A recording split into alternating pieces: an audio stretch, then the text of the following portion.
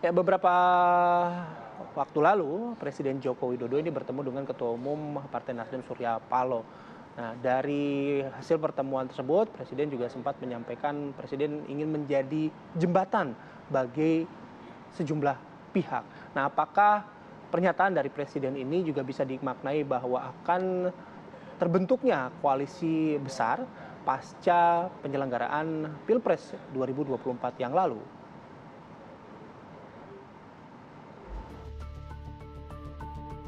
Presiden Joko Widodo mengundang Ketua Umum Partai Nasdem Surya Paloh untuk bertemu di Istana Negara pada Minggu malam. Pertemuan pasca gelaran pemilu tersebut disinyalir membicarakan sejumlah isu politik, termasuk isu pembentukan koalisi partai. Meski tak secara gamblang mengungkapkan isi pertemuan tersebut, didampingi Menteri Pertahanan yang juga calon Presiden nomor urut 2 Prabowo Subianto, Jokowi mengakui pembicaraan keduanya mengandung perkembangan politik di Indonesia. Jokowi juga menganggap pertemuan dirinya dengan Surya Paloh masih dalam tahap awal. Hal tersebut diungkapkan Jokowi saat wartawan menanyakan harapan dirinya dengan Partai Nasdem pasca pemilu 2024. Ia berharap bisa menjadi jembatan untuk semua dan menyerahkan urusan politik kepada partai politik. Lantas apa makna jembatan yang diungkapkan Presiden Joko Widodo? Tim TV One mengabarkan.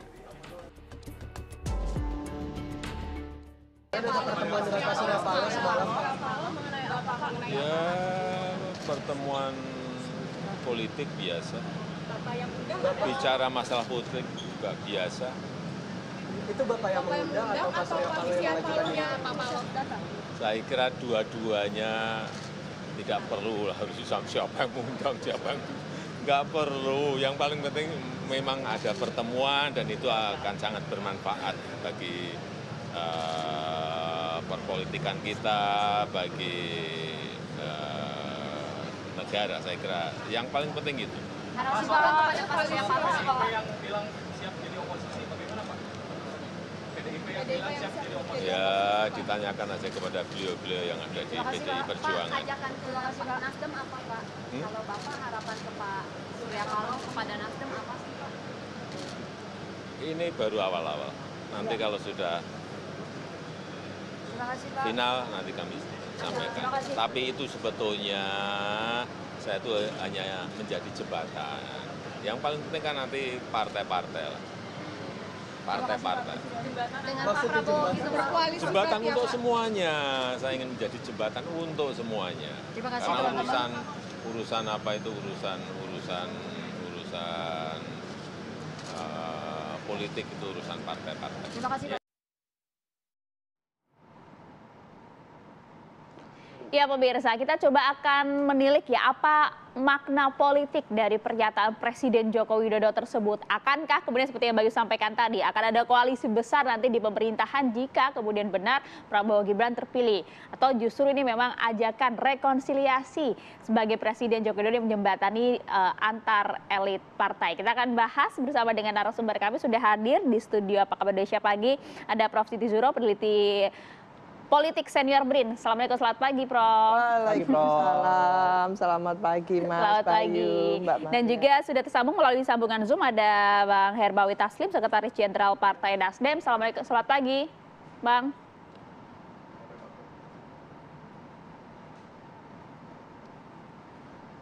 Oke, kita sudah tersambung ya, dan langsung saja nih sudah hadir di studio kami ada Mbak Rahayu Saraswati, Waketum Gerindra. Langsung saja masuk Mbak, monggo silahkan. Pagi Mbak Sarah. Halo. Apa kabar? Mbak Sarah. Silakan. Namanya lagi ramai kemarin di flyer tuh. Oh iya. Flyer apaan lagi nih? Oke, kita cek lagi ke Bang Hermawi ya. Sudah terhubung belum ya? Ya, pagi Bang. Silakan. Halo, Sudah. Pagi, selamat pagi. Oke, saya langsung pagi. Oke, saya langsung ke Bang Hermawi terlebih dahulu. Bang, kemarin pertemuan antara Pak Surya Paloh dan juga Pak Presiden Joko Widodo itu sebenarnya berbicara pada ranah apa sih? Rekonsiliasi, benarkah demikian? Ya, jadi pertemuan itu adalah pertemuan penghargaan Pak Surya Paloh, Nasdem, atas undangan Presiden. Masih dalam batas silaturahmi seperti pertemuan biasa, belum memutuskan apa-apa, mungkin suasananya karena baru selesai Pilpres jadi agak lain, tetapi ini kan Pak Surya dan Pak Jokowi kan memang sering bertemu. Hanya pasca pemilu baru ini pertemuan pertama. Yang jelas kalau Nasdem itu nanti sikapnya tentu ditentukan oleh beberapa hal. Yang pertama, kita mau menunggu real count, kita menunggu rekapitulasi manual dari KPU karena demikian ketentuan mengaturnya. Jadi dari situ nanti kita akan tahu kursi kita berapa dan seterusnya. Yang kedua juga tentu ditentukan oleh pertemuan kami, hasil-hasil kesepakatan kami dengan PKS dan PKB bersama Pak Anies. Yang ketiga, PKB Nasdem selalu menempatkan kepentingan bangsa dan negara di atas kepentingannya sendiri. Jadi nanti pertimbangannya itu apakah nanti kami di luar, di dalam, tapi yang sampai hari ini kami bersama partai koalisi terus mengumpulkan berbagai bukti-bukti, sedang memilah-milah laporan-laporan, sebagian kami sudah lapor di Bawaslu, nanti kita termasuk tapi tidak terbatas untuk menggunakan kesempatan yang diberikan oleh konstitusi di Mahkamah Konstitusi. Tapi yang paling penting juga adalah perjuangan di parlemen. Ya. Oke, ya Bang, kita fokus dulu kepada jembatan politik Jokowi ini ya Bang ya.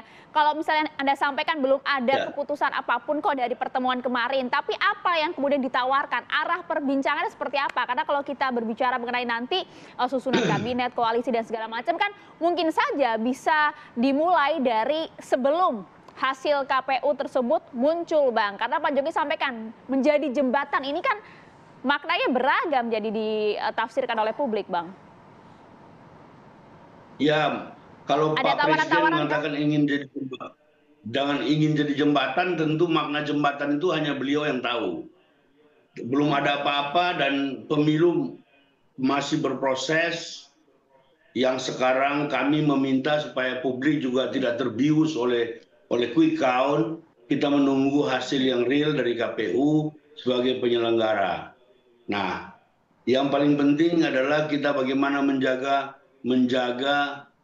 keberagaman keindonesiaan ini tetap terjamin ke depan. Bagi Nasdem itu yang utama, yang lain-lain itu hanya sebagai pelengkap. Yang penting persatuan dan kesatuan kita semakin kokoh ke depan.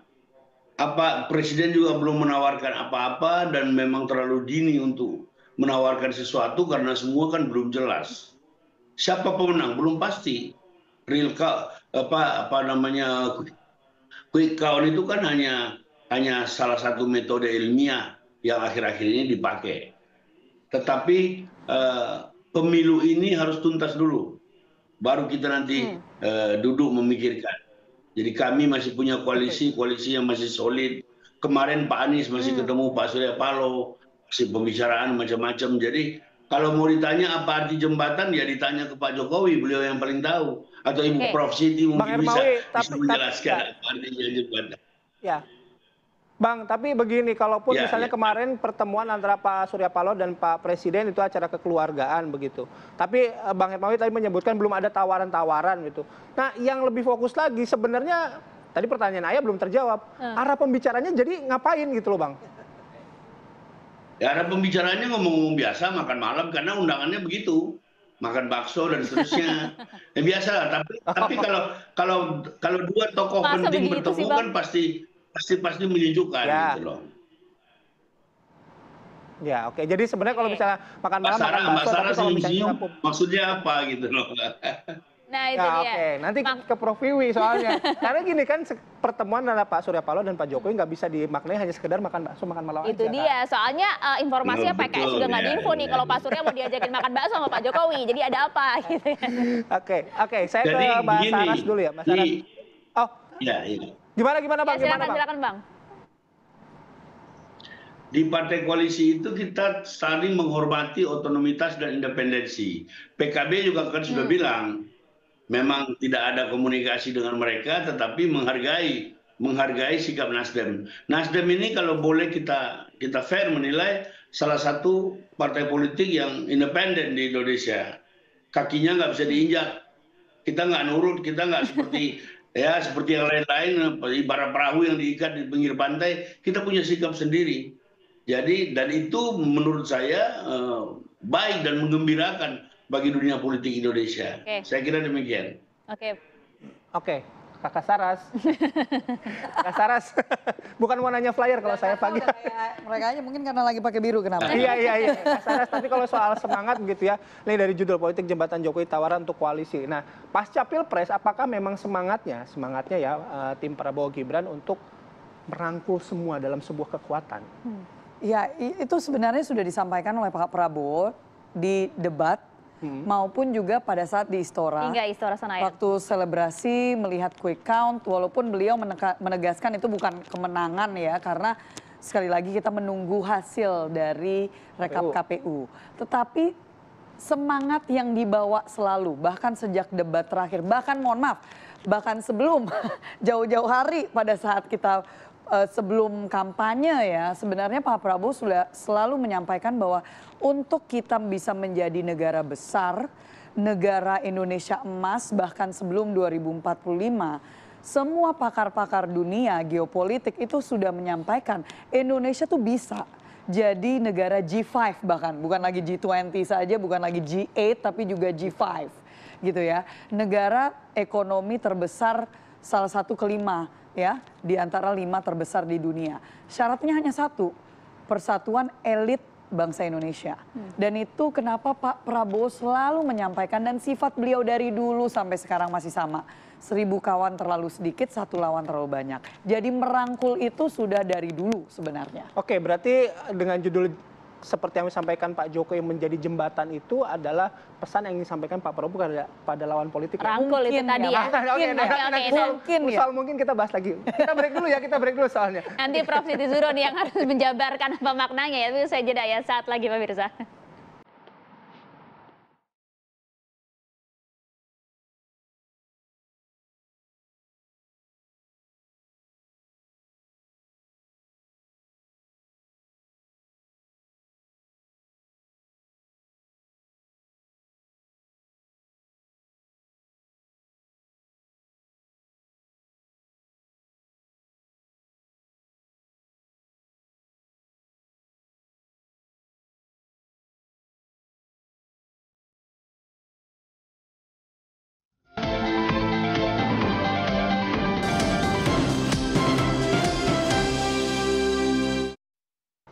Oke, kami lanjutkan diskusi pemirsa. Saya langsung bawa ke Prof Wiwi. Prof Wiwi, langsung saja. Sebenarnya makna Presiden Joko Widodo menyatakan saya ingin menjadi jembatan untuk semua, dan juga kemudian pertemuan antara Surya Paloh dan juga Jokowi kan nggak mungkin hanya seperti Sami tadi, cuma makan bakso saja biasa gitu loh, Prof. Iya, pasti ditarik ke makna politik ya. Jadi tidak keliru publik kalau memaknai itu politik, apalagi baru grace ya, kita baru mencoblos tanggal 14. Jadi too much too soon apa yang dilakukan Pak Jokowi. Ini ada dua track yang ingin dilakukan. Ini cawe-cawe episode kedua mungkin. Jadi cawe-cawe sebelum coblosan, ini cawe-cawe setelah coblosan. Kayaknya sempurna cawe-cawenya Pak Jokowi ini. Jadi tidak hanya memikirkan bagaimana nanti koalisi, tapi di rezimnya juga tidak tertutup kemungkinan Pak Jokowi mau tidak mau harus menghadapi ketidakpuasan dari masyarakat yang mengatakan bahwa pemilu ini penuh gitu ya, tantangan penuh, katakan cara-cara yang distortif ya, yang menyimpang, melanggar dan sebagainya. Ditemukan ada fakta hukumnya, dan itu kemungkinannya tidak hanya diproses secara hukum, tapi juga di ranah institusi politik yang namanya DPR. Maka muncullah hak angket. Nah, hak angket kalau dihitung-hitung hanya mengandalkan koalisi dari Pak Prabowo saat ini, 4 partai politik ya. Kalau bersandarkan pada hasil pemilu 2019, kayaknya belum sangat mayoritas gitu. Iya. Nah, Prof, tapi kita sebelum ke sana, tapi kita sempat berbicara juga pada saat itu. Kita bicara pada konteks 2019 ketika berkompetisi tapi akhirnya bergabung, kita sempat bahas itu kan. Betul. Nah, apakah fenomena-fenomena ini juga mungkin juga terjadi saat ini gitu? Iya, jadi itu satu hal, makanya 2 track ini. satu track lainnya kita tidak pernah disuguhi oleh koalisi yang mantap, koalisi yang terukur, yang tidak kocar-kacir segera setelah gitu ya nantinya diumumkan oleh KPU siapa pemenang di Pilpres. Biasanya seperti itu. Nah, maka ini pula yang menjadi kewaswasan masyarakat yang khususnya pemilu 2024 ini beda sebetulnya. Karena bedanya itu ada pelibatan yang luar biasa dari dunia kampus dalam hal ini, concern luar biasa terhadap proses kualitas pemilu kita gitu ya. Lalu juga penyampaian kekecewaan gitu ya, mengapa KPU sebagai penyelenggara ini kok seperti itu gitu ya. Jadi artinya hasil dari nantinya pemilu itu, Pilpres itu masih akan disangsikan itu.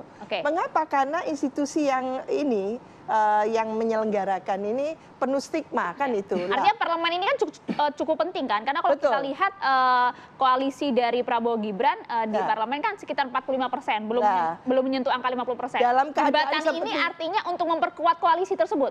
Dalam kondisi yang seperti ini, Pak Jokowi hadir menggoda gitu ya. Menggoda koalisi yang ada di perubahan.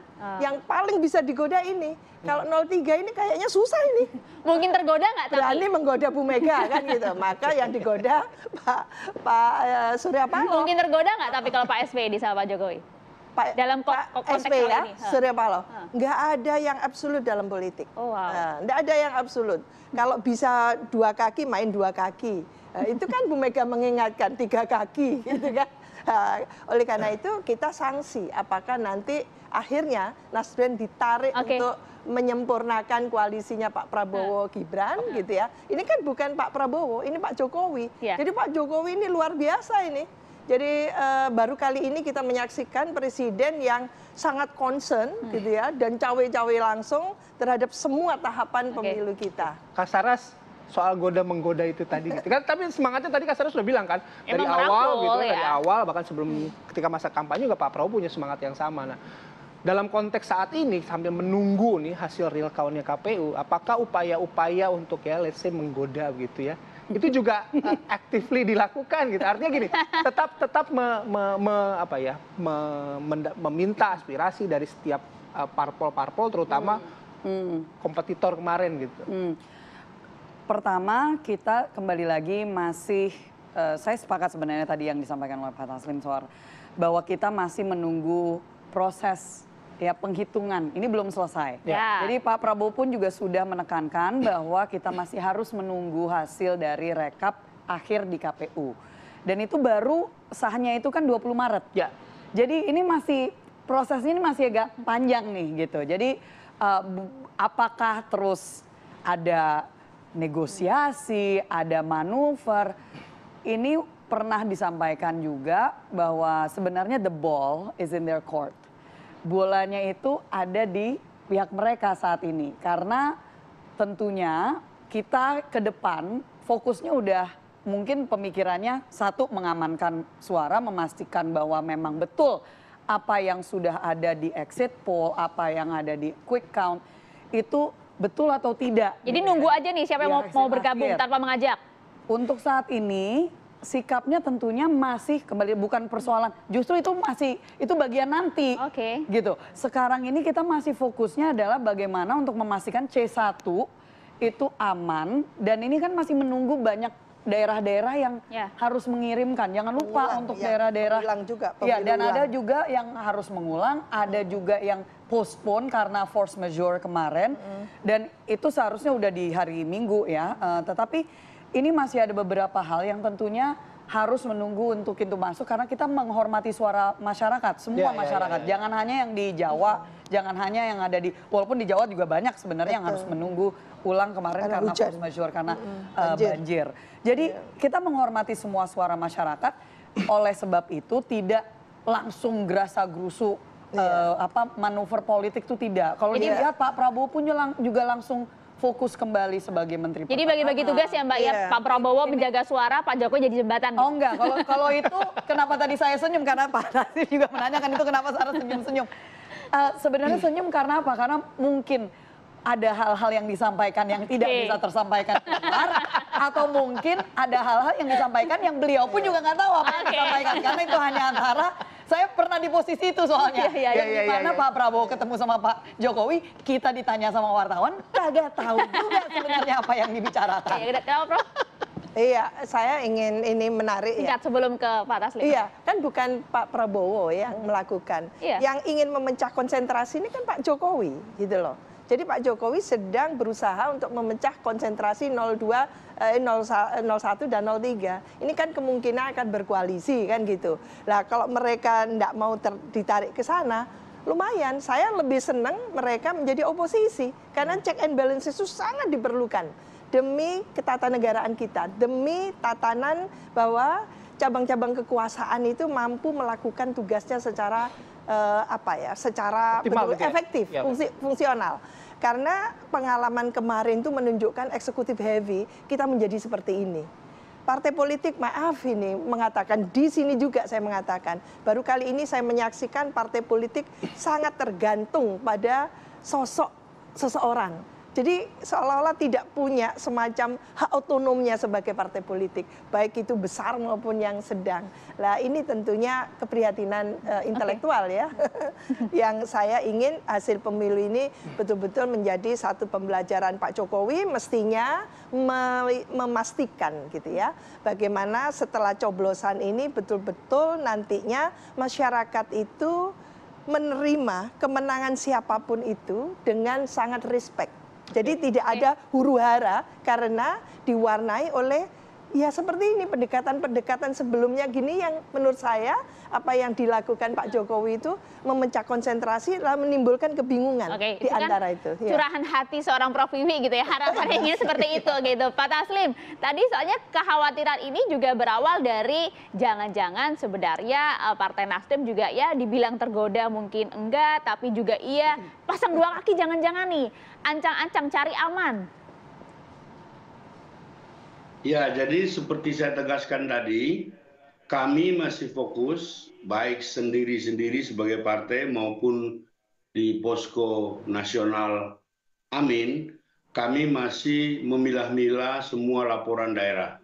Ini kan tadi Mbak Sarah bilang ada beberapa pekerjaan. Satu, pemilu yang tertunda. Yang kedua, PSU banyak. Yang ketiga, kecurangan. Kecurangan itu ada yang hanya muncul di medsos, tetapi faktanya memang kita juga terima banyak. Sebagian kita sudah lapor ke Bawaslu.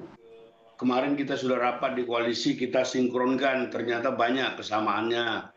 Jadi pekerjaan-pekerjaan yang seperti itu juga kita menunggu 20 Maret. 20 Maret pun nanti masih ada mekanisme menuju MK dan segala macam, tetapi yang sekarang lebih penting menurut saya adalah bagaimana 01 dan 03 ini bersama-sama melakukan perjuangan di parlemen. Kan 2 hari terakhir ini penggunaan berbagai hak DPR mulai muncul. Nah, kami sadar kalau hanya 01 itu percuma, 01 tidak cukup. Nah, kalau ada keseriusan seperti yang dikatakan Pak Ganjar, ayo sama-sama. Tetapi dalam beberapa kasus di DPR justru kami terhalang karena itu. Kami terhalang karena itu, kami nggak bisa mencapai 50 tambah 1 karena 03 ternyata ragu-ragu. Karena semua itu kan ada di mejanya Ibu Ketua DPR. Jadi yang paling penting menurut saya kita tenang menghadapi semua, menyelesaikan semua PR-PR kita ini seperti dikatakan Mbak Sarah tadi. Yang paling penting juga seperti kata Prof Siti tadi, bagaimana menjadikan pemilu ini legitimate, harus diterima oleh rakyat. Kalau diterima dengan sikap ragu-ragu seperti ini, kasihan pemerintah, siapapun pemerintahnya nanti kasihan. Kalau ragu-ragu, rakyat dengan segala macam dihantui oleh berbagai isu dan segala macam, walaupun sebagian kita sudah bisa buktikan sekarang, dan kita sudah antar di Bawaslu, pemerintah ini menjadi tidak kuat. Kita mau kan setelah pemilu, kita selesaikan semua, kita sepakat, siapa kalah, siapa menang, itu biasa, kita sama-sama menempuh cara masing-masing. Keseimbangan pemerintahan yang dikatakan Prof Siti tadi juga penting. Penting supaya pemerintahan yang seperti sekarang, heavy pemerintahan ini kan nyaris nyaris melewati batas, akhirnya kita semua ya seperti ini. Makanya penting juga sikap Nasdem nih ya. Oke, baik. Artinya kan gini, kalau dari Bang Taslim tadi Mbak Kasaras juga sebenarnya kalau partai-partai saat ini masih fokus pada pemilihan suara begitu kan. Dan kalau Prof Wiwi bilang tadi politik itu tidak absolut karena pasti akan sangat cair nih. Artinya kita masih menunggu sampai tanggal 20 Maret nih kondisinya yang absolut seperti apa. Nah, nanti kita akan bahas lebih lanjut lagi. Kami harus jeda terlebih dahulu ya. Kami akan kembali sesaat lagi.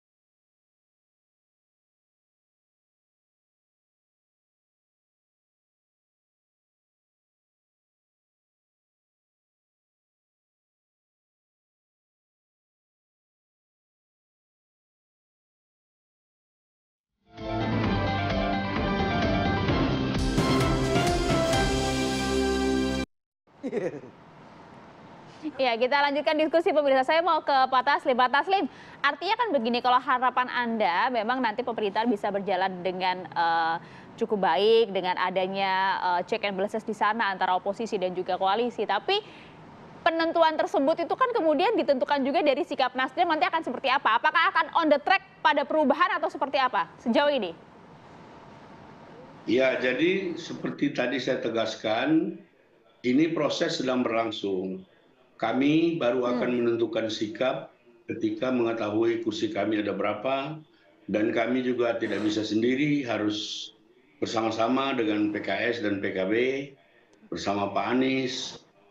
Kita terus melakukan pembicaraan-pembicaraan intensif sambil menunggu pengumuman real count KPU. Itu satu. Yang kedua, yang tadi saya katakan, yang berkali-kali dijelaskan oleh Pak Surya Paloh, nanti kita akan timbang-timbang di mana kita berada, di mana manfaat yang lebih besar bagi bangsa dan negara, kita ada di mana gitu. Jadi bagi kami ini belum sampai ke situ, ini masih on proses. Jadi masih dipertimbangkan kita ya? juga belum tahu siapa. Kita juga belum tahu siapa pemenang pemilu sesungguhnya kan.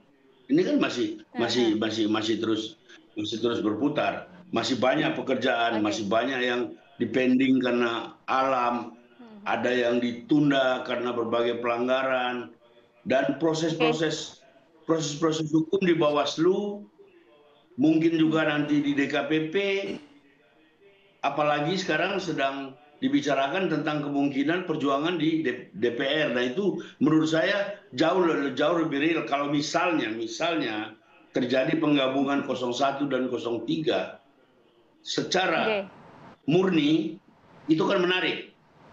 Menarik bagi politik Indonesia, menarik bagi anak muda Indonesia. Oke. Jadi betul nih kayak analoginya. Kasaras, menarik tadi kalau 1 sama 3 bergabung katanya. Dia itu tadi Bang Taslim, menarik katanya 1 sama 3 bergabung, dan dalam konteks dalam konteks apa? Dalam konteks pemerintahan. Maksudnya bergabung. Oh iya, koalisi. 02 gimana nih? Gitu. Bentar, rem dulu nih. Enggak, kalau ya menarik ya saya setuju menarik. Tapi kita lihat juga tentunya, maksudnya semuanya itu masih sangat, bagaimanapun juga proses ini mohon maaf nih jadi kayak kaset rusak. Tapi proses ini masih harus kita hormati. Tetapi mungkin satu hal ya, yang tadi dikatakan oleh Pak Taslim, kita belum tahu hasil pemenang yang sebenarnya itu siapa. Mohon izin, kalau kita hitung misalnya jumlah yang masih harus ditunda, itu kita menghormati iya.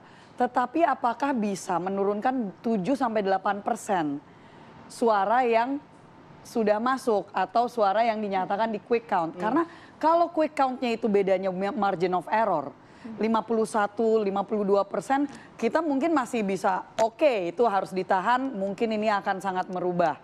Tetapi kalau misalkan udah di atas 55%, 56%, bahkan 57%, ini bahkan antara 57 sampai 58%, itu agak, ini kenapa banyak sikap dari pemimpin-pemimpin dunia yang sudah dengan berani menyatakan selamat. Kalau tidak, hitungan itu pasti mereka juga nggak akan berani gitu loh. Karena ini hitungannya itu ada. Hitungan matematisnya nggak masuk lah ya gitu ya. Matematisnya itu nggak masuk. Nah, kalau kita bicara tentang gugatan, kita dari awal menyatakan, awal maksudnya setelah quick count ya. Kalau ada sikap yang ingin digugat, dibawa ke MK, itu adalah hak. Itu adalah hak dan kita menghormati semua hak itu. Proses pun di dalam internal partai masing-masing masih ada, pileg jangan dilupa. Itu juga sebagai caleg gitu ya. Kita kadang-kadang merasa ini dilupakan nih soal politik. Suara aman kan, suara aman kan. Gitu ya. Suara aman belum nih. Gitu. Masih semuanya masih berjuang gitu ya. Jadi ini kita ada proses tersebut dan kita menghormati. Kita pun juga ada laporan-laporan dan ada gugatan yang sudah laporan itu pun dari kami juga sudah kami serahkan ke Bawaslu, sudah kami dapatkan dari Panwas, sudah kami dapatkan dari berbagai elemen masyarakat. Itu bahkan ada yang lewat live TikTok aja tuh. Itu kan banyak sekali tuh yang waktu itu langsung live gitu ya, lewat medsos. Itu semua kami serap, kami terima dan kami pun juga melaporkan. Jadi bukan hanya dari 1 dan 3, 2 pun juga ada ya. Ada proses itu. Tetapi kembali lagi kalau kita bicara tentang hitungan matematikanya, itu sangat percaya diri lah ya, angkanya jauh gitu. Kita percaya bahwa ini sudah selesai di sekali putaran. Baik.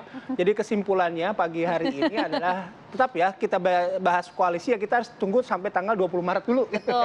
Kita tunggu dulu nanti rekapitulasi manual dari KPU kan seperti termasuk apa ya. proses-proses yang akan mengikutinya. Oke, kalau gitu saya harus ucapkan terima kasih buat Pak narasumber. Nanti kita ngobrol lagi. Prof, terima kasih waktunya. Satu yang harus ditutup dengan baik yaitu bahwa dari semua argumentasi ini bahwa masyarakat Indonesia harus sabar. Jangan lompat-lompat. Bayu sabar, Bayu. Gitu. Sabar menunggu proses gitu sehingga tidak ada intrusi-intrusi yang tidak diperlukan. Yang sabar. Kita sabar memilih tema nanti juga sampai tanggal 20 ya. Berarti tema koalisi. Prof, terima kasih. Asaras, terima kasih. Bang Taslim, terima kasih atas waktunya. Selamat beraktivitas kembali. Selamat pagi. Assalamualaikum warahmatullahi wabarakatuh. Oke pemirsa, kami akan jeda terlebih dahulu. Saat lagi apa kabar Indonesia Pagi akan kembali untuk Anda. Jangan kemana-mana.